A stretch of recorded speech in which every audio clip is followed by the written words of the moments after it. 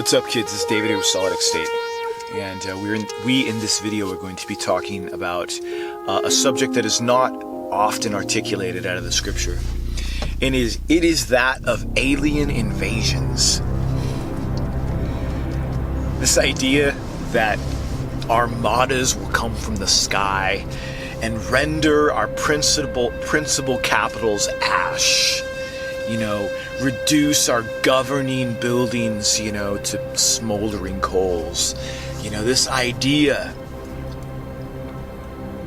of an aliens come riding upon their ships of doom, descending from the sky. It is not the fodder of sci-fi. Is it not the fodder of film? The drama of disaster. The drama of disaster. It is this idea of alien invasions. And yet the Bible, though it is fiction, though this idea of alien invasions is but fiction, yet the Bible also, has its hand, if you will, in this drama. The Bible, if you will, holds forth premises that in some ways would seem to be as though that armada from the skies, to which we can only succumb. The Bible, in many ways, purports this notion of the armadas from the skies to which we can only succumb. We cannot help but be conquered, for it is beyond us. It is beyond us. There is no defense. There is no wall for us to rally behind. For the walls, turn to smoke. Let's look at a passage like this. It's in Habakkuk, the book of Habakkuk, chapter 3. Starting at verse 2. O Lord, I have heard the report of thee, and thy work, O Lord, I do fear. That is really the body of this whole text. And that is really what I'm even talking about here in this video. It's Habakkuk chapter 3 verse 2. O Lord, I have heard the report of thee. We have heard rumors of that which is to come. We have heard rumors that which is just seemingly beyond our horizon, and yet the report is true. The report is true. We do not see the fire in the hills, but we see the smoke, and we know that the valley does burn. O Lord, I have heard the report of thee, and thy work, O Lord, I do fear. In the midst of the years, renew it. In the midst of the years, O Lord, make it known. In wrath, remember mercy. So the prophet, he knows, that something is coming. He knows that there is a work, that plans have been drawn up, if you will, against us. That plans have been drawn up against us. Against what, though? Against our goodness? Against the good things that we build for our family and friends? No. If God has drawn plans against us, if there is a work to which the prophet does fear, and he he prays, Lord, in your wrath, remember mercy.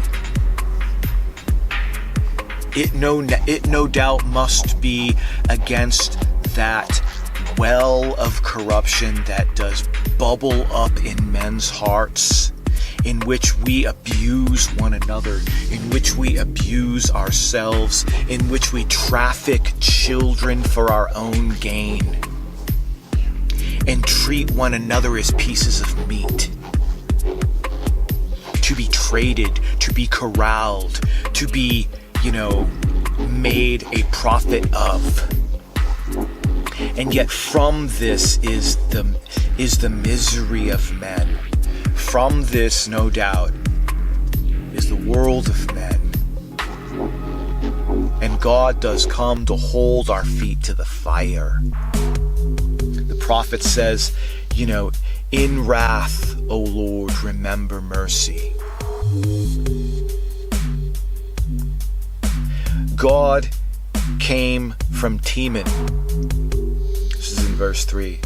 The Holy One from Mount Paran. So here again is this notion that God does come, coming to us. Mount Paran is a mountain. I think it references there's other passages in the Bible that sort of refer to this imagery of God coming from Teman, the Holy One from Mount Paran. It's sort of this idea that I think it's where the law was given to Moses in Mount Sinai. And so this idea that the value judgments of the Almighty, for which glory does rest in such things. The value judgments of the Almighty. Thou shalt not kill, right? Thou shalt not commit adultery. Thou shalt not have graven images in your heart that you hold up above God. And so in this, God is though coming to us with this value-oriented existence. And really saying to us, man, reality is value-oriented. Maybe it has escaped you, but let us be clear. Let us be clear in this, that values exist in reality, and God comes from the mountain, holding forth, man, the values on which the kingdom glories. Values yet, a law yet, if you will,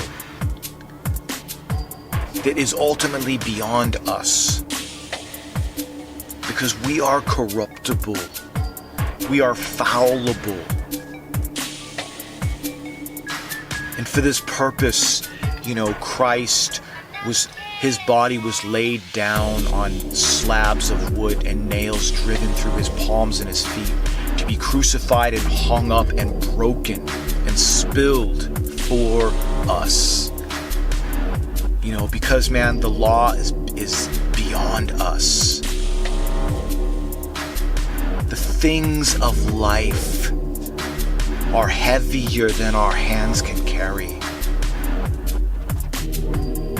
And thus we fail. Thus we fail under the load of life.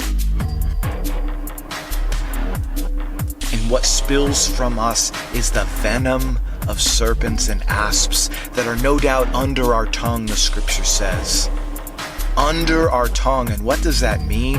But that the words of our mouths, from which our lives emanate, the words and ideas from our mouths, in which our lives emanate, are as the asps, as the venom of asps and serpents.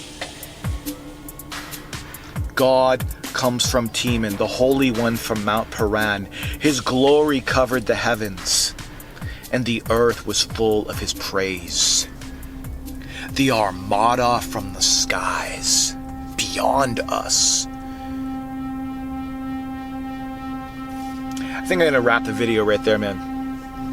I'm going to do a couple of vids on this. This is just going to be vid number 1 on the book of Habakkuk. All right, man. God bless. Take care. Love you guys.